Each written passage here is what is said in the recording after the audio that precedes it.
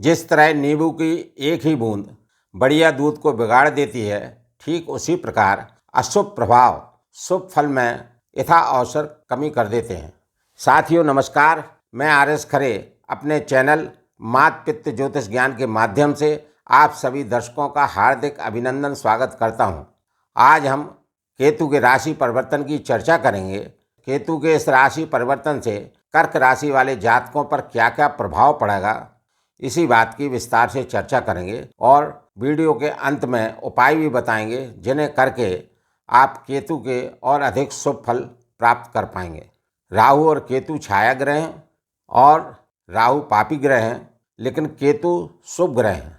यह जानकर आपको आश्चर्य होगा कि केतु शुभ ग्रह कैसे हो गए। ये देवगुरु बृहस्पति से कम शुभ ग्रह नहीं है। इसका वर्णन पौराणिक कथाओं में मिलता है। जब समुद्र मंथन हो रहा था और उसमें अमृत निकला तो श्री विष्णु भगवान देवताओं को अमृत पान कराने लगे। इसी दौरान सुरभानु नाम का राक्षस देवताओं की कतार में वेश बदलकर बैठ गया। उसी समय सूर्य और चंद्र ने उनको इशारा कर दिया और विष्णु भगवान ने तुरंत ही सुदर्शन चक्र से उसका सिर काट दिया। तो जो सिर काटा है वह राहु है और धड़ केतु है। राहु का पोषण दैत्यों की मां ने किया और केतु का पोषण ऋषियों मुनियों ने किया। तब केतु पर ऋषियों का शुभ प्रभाव पड़ा और केतु इस तरह से शुभ ग्रह हुए। और आज भी केतु धार्मिक बनाते हैं, जातक को अध्यात्म से जोड़ते हैं और बाद में मोक्ष का कारक भी हैं, मोक्ष भी दिलाते हैं। चूँकि राहु और केतु आमने सामने रहते हैं, 180 डिग्री पर रहते हैं और राहु की सदैव सप्तम दृष्टि केतु पर रहती है, कई बार जातक को शुभ फल देने में असमर्थ हो जाते हैं, अधिक मात्रा में शुभ फल नहीं दे पाते हैं। लेकिन जब राहु अच्छी स्थिति में रहते हैं और केतु शुभ गोचर करते हैं या उनकी दशा रहती है तो फिर जातक को केतु भरपूर सुख देते हैं, शुभ फल देते हैं और संसारिक भोगों में वृद्धि करते हैं और अंत में मोक्ष का कारक भी बनते हैं। अभी गत 18 माह से केतु देव का संचरण कर्क राशि वाले जातकों के चतुर्थ भाव में तुला राशि में होता हुआ चला आ रहा था। इसी दौरान 22 अप्रैल 2023 से मेष राशि में देवगुरु बृहस्पति के साथ में राहु की युति बनी हुई थी और गुरु चंडाल दोष बना हुआ था। इस गुरु चंडाल दोष की वजह से केतु देव आपको शुभ फल नहीं दे पा रहे थे।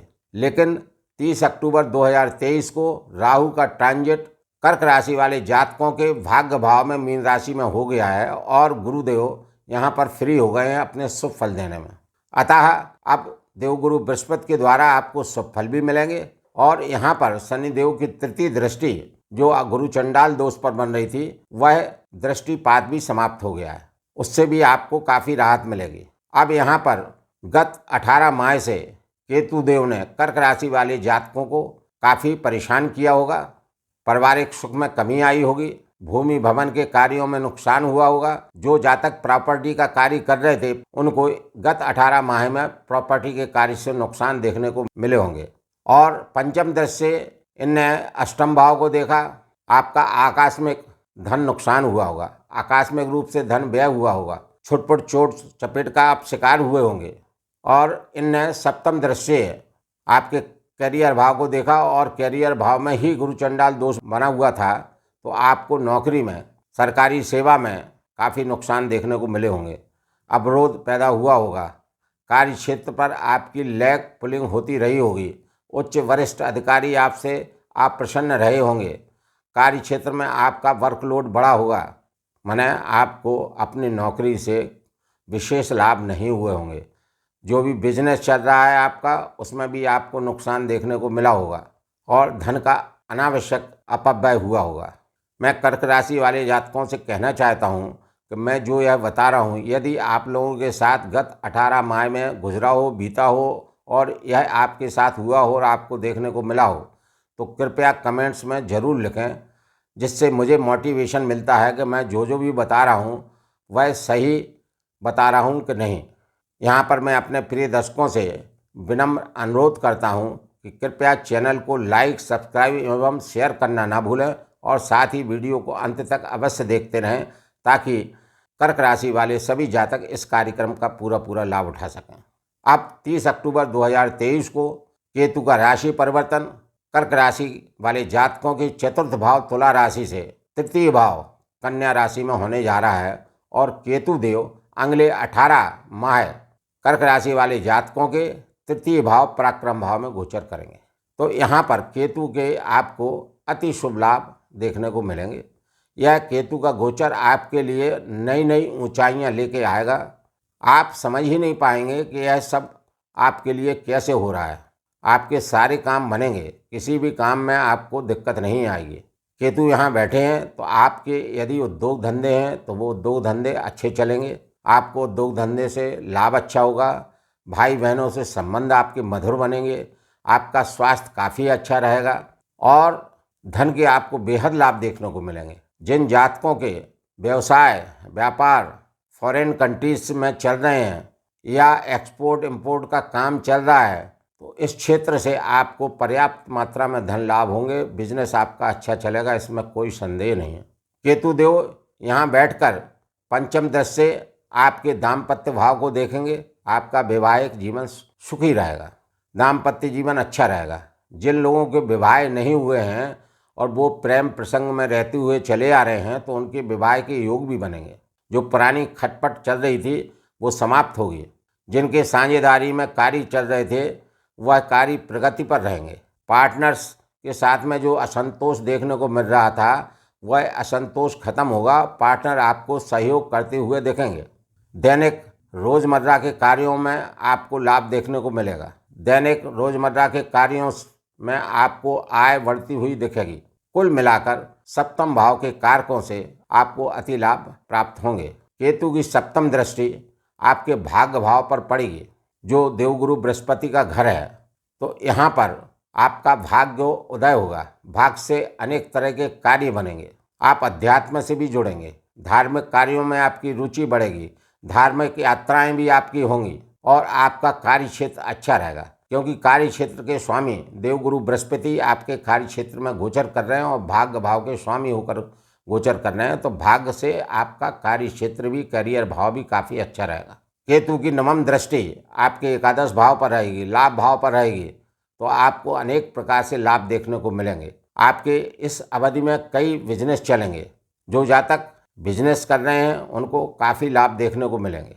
जो जातक नौकरी में हैं उनके पद प्रमोशन के लाभ देखने को उनको मिलेंगे। उच्च अधिकारी उनसे प्रसन्न रहेंगे। जो सहकर्मी हैं उनका सहयोग आपको मिलेगा। जो विपरीत पहले गत 18 माह में जो स्थितियां आपको वर्क क्षेत्र में कार्य क्षेत्र में देखने को मिल रही थी वह जस्ट बिल्कुल एडवर्स हो जाएंगी। आपको अच्छे अच्छे इफेक्ट देखने को मिलेंगे। पर्याप्त मात्रा में आपको धन लाभ होता हुआ दिखेगा।